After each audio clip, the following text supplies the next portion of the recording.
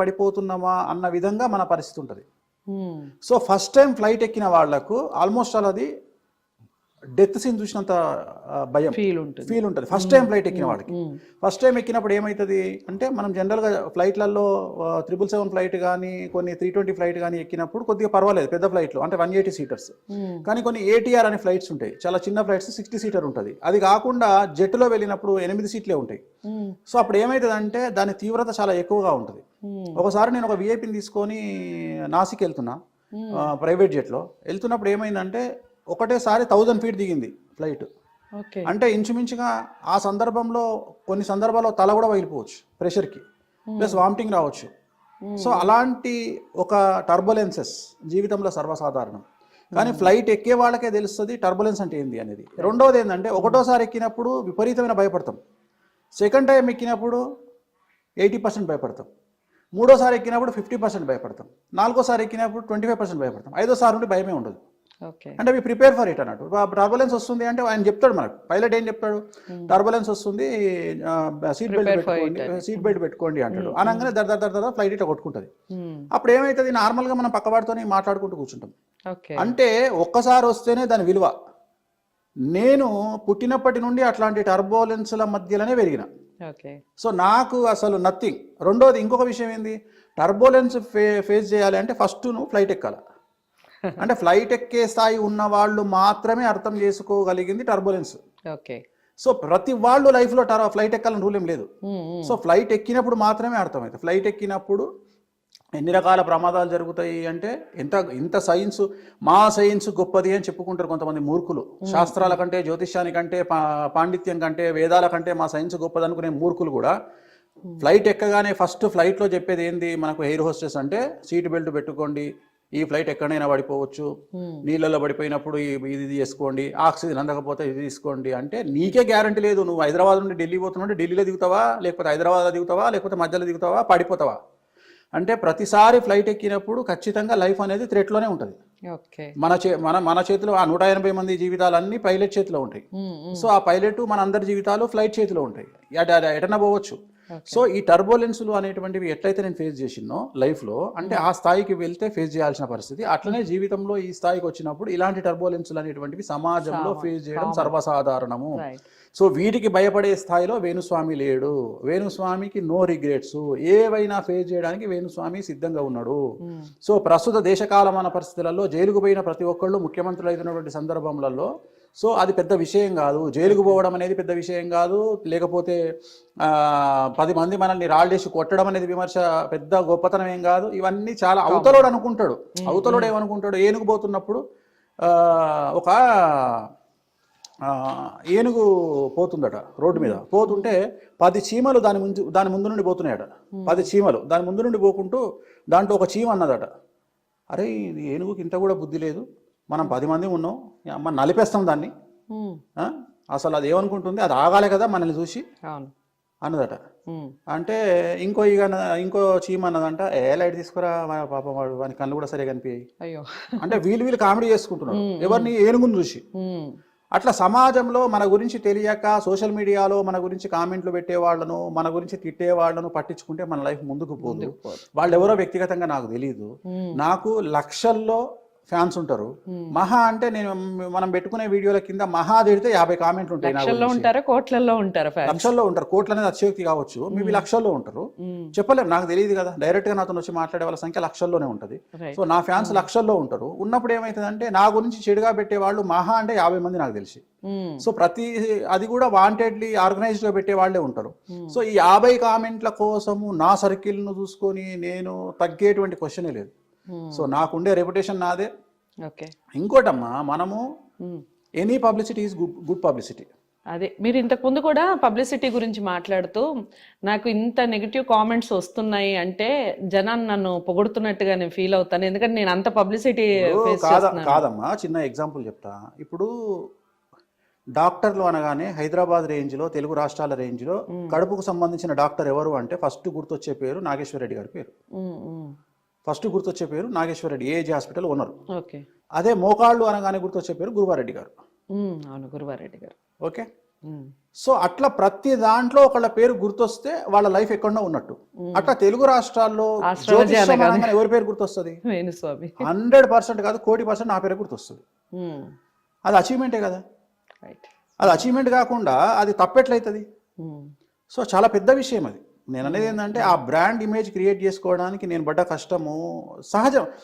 There is no development in comfortable zone. ఎప్పుడు development అనేది comfortable జోన్లో ఉండదు. మనం గిరిగించుకొని ఒక 4 గీతలు గీసుకొని ఆ గీతల మధ్యలో జీవితాన్ని ప్రారంభిస్తే మన జీవితానికి ఎప్పుడు డెవలప్మెంట్ ఉండదు. మనం ఎప్పుడు మన రిస్క్ తీసుకోవాలి. ఉదాహరణ, హైదరాబాద్లో జాబ్ చేస్తే, ఉదాహరణ ఒక మామూలు జాబ్ చేస్తున్నాం, మామూలు జాబ్ చేస్తే 20,000 వస్తాయి.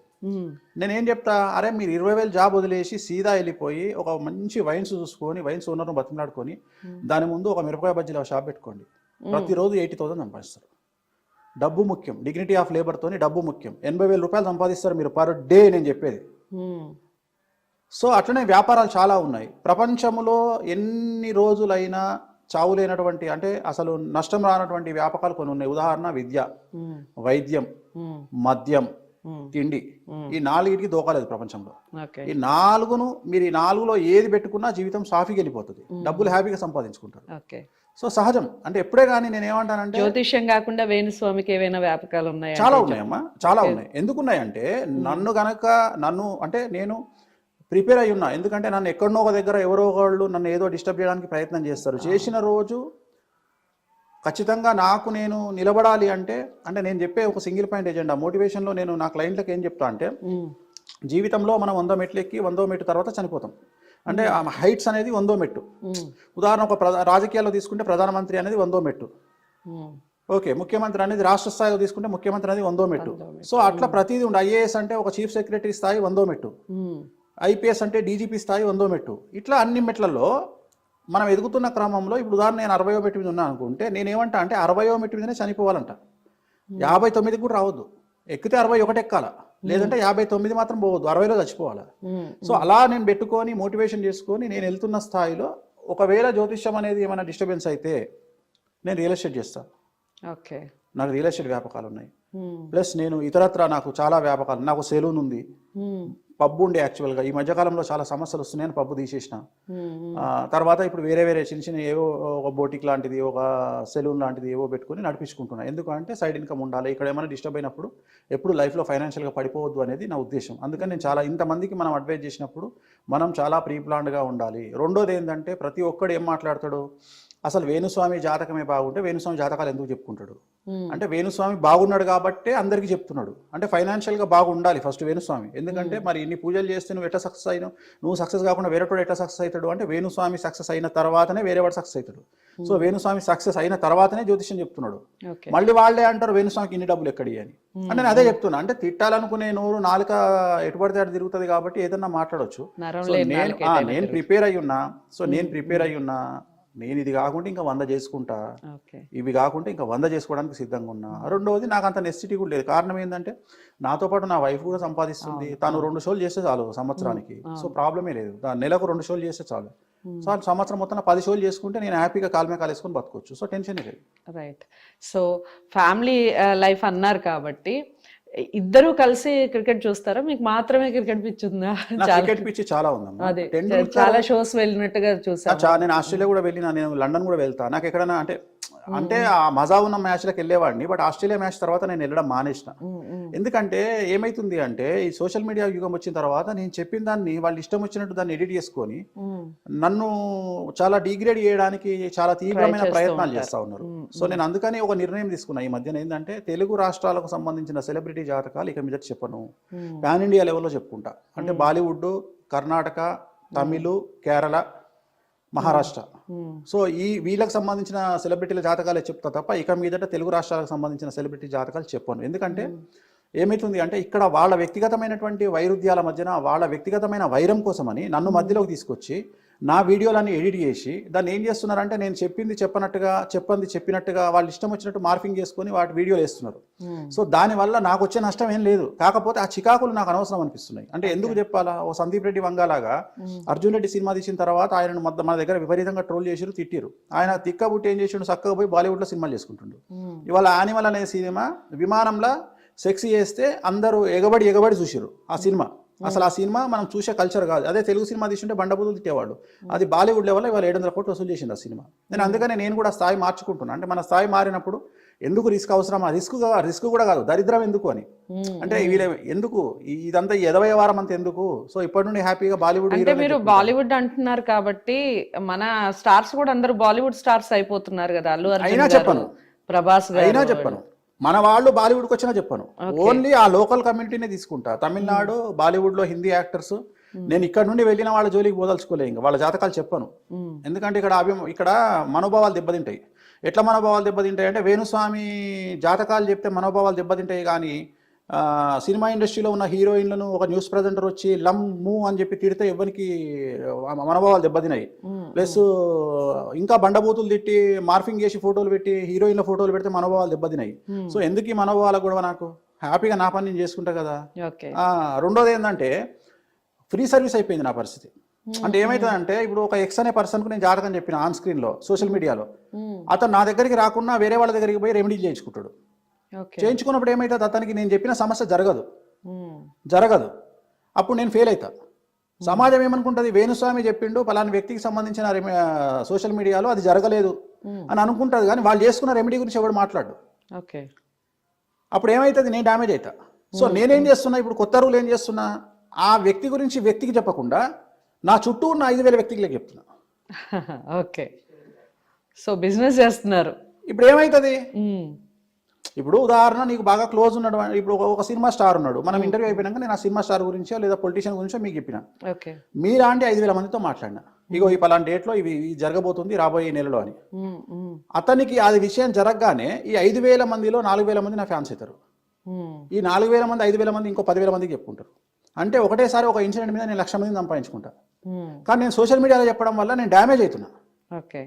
సో అందుకని నేను ఆపేసిన. ఇప్పటి నుండి ఏం చేయదలుచుకున్నా, ఎందుకంటే రాజశేఖర రెడ్డి గారి డెత్ గురించి నేను రాజశేఖర రెడ్డి గారికి చెప్పడం, ఆయనకు చెప్పలే, బట్ వాళ్ళ బావమరిదికి చెప్పిన, రవీంద్రనాథ్ రెడ్డి గారికి చెప్పిన, అట్లనే చంద్రప్రతాప్ రెడ్డి గారికి చెప్పిన, జగన్ జైలుకి వెళ్తాడని చెప్పి మళ్ళీ వాళ్ళకే చెప్పిన, అట్లనే రాజశేఖర రెడ్డి గారు చనిపోతారని ఒక 1,500 మంది విఐపీలకు చెప్పిన. ఆ 1,500 మంది విఐపీలు ఇవాళ నా క్లయింట్లు, 2 తెలుగు రాష్ట్రాల్లో. కానీ అదే నేను ఒకవేళ రాజశేఖర రెడ్డి గారు చనిపోతారని టీవీలో చెప్పి అది జరగకపోయి ఉంటే నా పరిస్థితి చాలా ఘోరంగా ఉండేది. సో అందుకని నేను ఏమంటున్నా, ఇప్పుడు ఇది బెస్ట్ నాకు, ఈ పబ్లిసిటీ బెస్ట్ నాకు దానికంటే. అందుకని ఇప్పటి నుండి ఏం చేస్తున్నా, వద్దు నాకు, నేను జనాల్లో చెప్పను. ఇంకోసారి నేను ఏదైనా ఉంటే డైరెక్ట్గా చెప్పుకుంటా, జనాలకు నా సర్కిల్కి చెప్పుకుంటా తప్ప మీడియాలో చెప్పను. డ్రెస్సింగ్ గురించి మాట్లాడదాం. వేణుస్వామి గారు రకరకాల డ్రెస్సులు వేస్తారు, రకరకాల గెటప్స్ వేస్తారు అని మామూలుగా మాటలు బయట వినపడుతూ ఉంటాయి. కారణం ఏంటంటారు? మీరు ఆధ్యాత్మికంగా ఉన్నప్పుడు ఒక టైప్ ఆఫ్ డ్రెస్లో ఉంటారా, లేకపోతే కామన్గా కూడా ఇదే టైప్లో ఉంటారా? బయటకు వెళ్ళినప్పుడు మిమ్మల్ని టీ షర్ట్లో చూడటం, రకరకాలుగా చూడటం, దాని గురించి కూడా కామెంట్స్ చేయటం జరుగుతుంది. జర్మనీలో ఉన్నప్పుడు జర్మన్ లాగా బిహేవ్ చేయడం ఒక సామెత ఉంది. సో నేను జ్యోతిషం చెప్పేటప్పుడు నేను పంచం మీద ఇట్లుంటా. నా అటైర్ ఇదే జనరల్ గా, నేను నా సింగిల్ అటైర్ నాది. నేను ఎక్కువ నేను మాక్సిమం నేను వేసేది ఎల్లో, రెడ్, గ్రీన్, తర్వాత ఆరెంజ్, కాషాయం. ఈ 4 నా రెగ్యులర్ గా. దాంట్లో ఎల్లో నాకు రెగ్యులర్ గా ఉంటుంది. కారణం ఏంటి అంటే, బగాలాముకి రాజశ్యామల పూజ చేసే వాళ్ళందరూ వెంకటేశ్వర స్వామి వారిని పూజ చేసే వాళ్ళకు దీన్ని లెమన్ ఎల్లో అంటారు. ఇది లెమన్ ఎల్లో, ఇది వెంకటేశ్వర స్వామి వారిది, ఎట్ ది సేమ్ టైం ఇది బగాలమ్మకి అమ్మవారిది. సో ఈ 2 నేను బాగా కోరుకునేటువంటి, నేను పూజించేటువంటి దేవుడి అమ్మవారు. ఇటు వెంకటేశ్వర స్వామి వారు అయితేనేమి, అటు బగాలమ్మకి అయితేనేమి, వాళ్ళకు సంబంధించినటువంటి డ్రెస్ ఇది. అందుకనే ఎక్కువగా నేను వేసే దాంట్లో లెమన్ ఎల్లో ఉంటుంది. అది కాకుండా రెడ్ వేస్తూ ఉంటాను, కాషాయం వేస్తూ ఉంటాను, అప్పుడప్పుడు గ్రీన్ వేస్తూ ఉంటాను. సో ఇది కాకుండా ఇప్పుడు నేను ఏదన్నా దేశానికి వెళ్ళినప్పుడు ఆ దేశానికి సంబంధించి ఖచ్చితంగా ఆ డ్రెస్ అనేది మామూలుగా వేసినప్పుడు షార్టో లేకుంటే ట్రాక్ సూటో లేకుంటే టీ షర్టో వేసుకొని మనం బయటకు వెళ్తాం కదా. నేను ఇవాళ వరకు లండన్ వెళ్ళినా, లండన్లో -3 -4లో కానీ, ఈవెన్ ఆస్ట్రేలియాలో క్రికెట్ మ్యాచ్ చూస్తున్నప్పుడు -3 -4 ఉన్నా నేను ఎక్కడ కనీసం జర్కిన్ వేసుకోలేదు. నేను ఇదే లుంగి మీద ఇదే అంగి మీద ఉన్నా. అందరు షాక్ అయ్యారు, స్వామి మేము గదగద వణుకుతున్నాం, మేము పెద్ద పెద్ద ఉలన్ కోట్స్ వేసుకున్నాము, మీరు మాత్రం అట్లానే ఉన్నారు అంటే. నాకు కంఫర్టబుల్ ఉంది ఇక్కడ, నాకేమి చలి పెట్టట్లేదు, ప్లస్ ఈ డ్రెస్ నాకు కంఫర్టబుల్ ఉంది, ఇది నాకు ఒక డిఫరెంట్ కైండ్ ఆఫ్ చూపించే విధానము, ఇట్లనే ఉంటా. సో నేను స్విమ్మింగ్ చేసేటప్పుడు పట్టు చీర కట్టుకొని స్విమ్మింగ్లు చేస్తారా అమ్మాయిలు? వాడు ఎవడో విమర్శిస్తాడు, హీరోయిన్లు బికినీలు వేసుకున్నారని. బికినీతోనే స్విమ్మింగ్ చేయాలి కదా, పట్టు చీర కట్టుకొని స్విమ్ చేయరు కదా. సో అట్లనే స్విమ్ చేసేటప్పుడు షార్ట్లు వేసుకుంటాము, బయట దేశం పోయినప్పుడు ఒకలాగా ఉంటాము. అంటే నేను గుళ్ళో పూజారిని కాదు, నేను ఊరి పురోహితుని కాదు. ఓకే, ఆస్ట్రాలజీ అనేది జస్ట్ ఏ ప్రొఫెషన్. అది కాకుండా వేణుస్వామికి వ్యక్తిగతమైన అంశాలు 190 ఉంటాయి. సో వాటి జోలికి రావడం కానీ వాటిని విమర్శించే రైట్స్ ఈ ప్రపంచంలో ఎవ్వరికీ లేవు. ఒక ముఖ్యమంత్రికి కూడా వ్యక్తిగతంగా ఆయన రాష్ట్ర ముఖ్యమంత్రి అయితే ఆయన కూడా ప్రత్యేకమైన ప్రైవేట్ జీవితం ఉంటుంది. ఆయన ప్రైవేట్ జీవితాన్ని డిస్టర్బ్ చేసే రైట్స్ ఎవరికి లేవు. అట్లనే నాకు కూడా ప్రైవేట్ లైఫ్ ఉంటుంది. సో దాన్ని డిస్టర్బ్ చేసి దాన్ని ఎత్తి చూపే రైట్స్ ఎవరికి లేవు. ఇక అఘోరాల విషయానికి వస్తే మీరు అఘోరాలను నమ్ముతారా? అఘోరా ఈ మధ్య కాలంలో బాగా అఘోరీ డిస్కషన్ నేను చేయను, అఘోరాలను నమ్ముతా. అఘోరాలకు సంబంధించి ఒకే ఒక విషయం చెప్తా మీకు. మనకు కుంభమేళా జరుగుతుంది యూపీలో కానీ గయాలో కానీ. కుంభమేళా జరిగినప్పుడు మీకు ఎక్కడ ఆన్ రోడ్ ట్రావెలింగ్ అనేది ఎక్కడ అఘోరాలను మనం చూడం. అంటే కారులో వెళ్ళడం కానీ నడుచుకుంటూ వెళ్ళడం కానీ ఎక్కడ చూడం. మనం గ్యాదరింగ్ సడన్ గా ఒకటేసారి 1,00,000 మంది అఘోరాలు అక్కడ కనిపిస్తారు. మీరు కెమెరాలు పెట్టి ఎత్తకండి, వాళ్ళు ఎక్కడ రోడ్డు నుంచి వచ్చినట్టు కానీ లేకపోతే బై రోడ్డు కానీ ట్రావెల్ చేసి వచ్చినట్టు కానీ మీకు కనిపించదు. అంటే సూక్ష్మ రూపంలో అక్కడికి వస్తారు అని పెద్దవాళ్ళు చెప్పారు, మనం అదే నమ్ముతున్నాం. అంటే రోడ్ల మీద తిరగడము, బై రోడ్డు ట్రావెల్ చేయడము, బస్సులలో, ట్రైన్లలో, ఫ్లైట్లలో అఘోరాలు ట్రావెల్ చేయడం అనేది నేను చూడలే ఇప్పటి వరకు. నేను చూసే అఘోరాలు, ఒకవేళ అలా చూసే వాళ్ళు ఉంటే వాళ్ళు అఘోరాలు కాదంటారా? అది అది అది అది మన సబ్జెక్ట్ కాదు కదా. ఇప్పుడు వాళ్ళ అఘోరాలా కాదా అనేది మనకు అనవసరం. మీరు చెప్పింది ఒరిజినల్ అఘోరాల గురించి మాట్లాడుతున్నారు, నేను కుంభమేళా అఘోరాల గురించి మాత్రమే మాట్లాడుతున్నా. ఇప్పుడు త్రయంబకేశ్వర్ కుంభమేళా అయినా, లేకుంటే గయాలో కుంభమేళా అయినా, లేకపోతే ఇక్కడ అలహాబాద్ కుంభమేళా అయినా, ఎక్కడైనా అన్ఎక్స్పెక్టెడ్ గా 1,00,000 మంది అఘోరా. హిట్ టీవీ యాప్, ఇందులో short news, live news, entertainment shows, movies, digital magazines తో పాటు మీ జిల్లా వార్తలను కూడా ఫ్రీగా చూడొచ్చు. అంతేకాదు కేజీ నుంచి పీజీ వరకు విద్యార్థులకు స్కాలర్షిప్ కూడా అందిస్తున్నాం. ప్రతి వారం 10 మందికి లక్కీ డ్రా ద్వారా ఒక్కొక్కరికి 10,000 రూపాయలు అందిస్తున్నాం. ఇంకెందుకు ఆలస్యం, వెంటనే హిట్ టీవీ యాప్ ని డౌన్లోడ్ చేసుకుని ఫ్రీగా ఎంటర్టైన్మెంట్ పొందండి. Hit TV app. Hit TV app. Please download hit TV app. Hit TV app ని ఫ్రీగా డౌన్లోడ్ చేసుకుని ఎంజాయ్ చేయండి. మీకు నచ్చిన ఎంటర్టైన్మెంట్ కోసం హిట్ టీవీ యాప్ ని ఫ్రీగా డౌన్లోడ్ చేసుకుని ఎంజాయ్ చేయండి. హిట్ టీవీ యాప్ ని డౌన్లోడ్ చేసుకుని ఆస్వాదించండి, ఆశీర్వదించండి. ఇంతమంది సెలబ్రిటీలు హిట్ టీవీ యాప్ ని డౌన్లోడ్ చేసుకోండి అని చెప్తున్నారంటే ఎంత మంచి యాప్ ఆలోచించండి. అమెరికా అమెరికా అమెరికా అమెరికాలో చదవాలనుకునే వాళ్ళకి విశ్వసనీయమైన పేరు మన శౌర్య కన్సల్టెన్సీ. UK లో 1 year masters. UK లో 1 year masters. 2 years work permit up to 5 years visa. Contact Saurya Consultancy. Contact 89851 89851.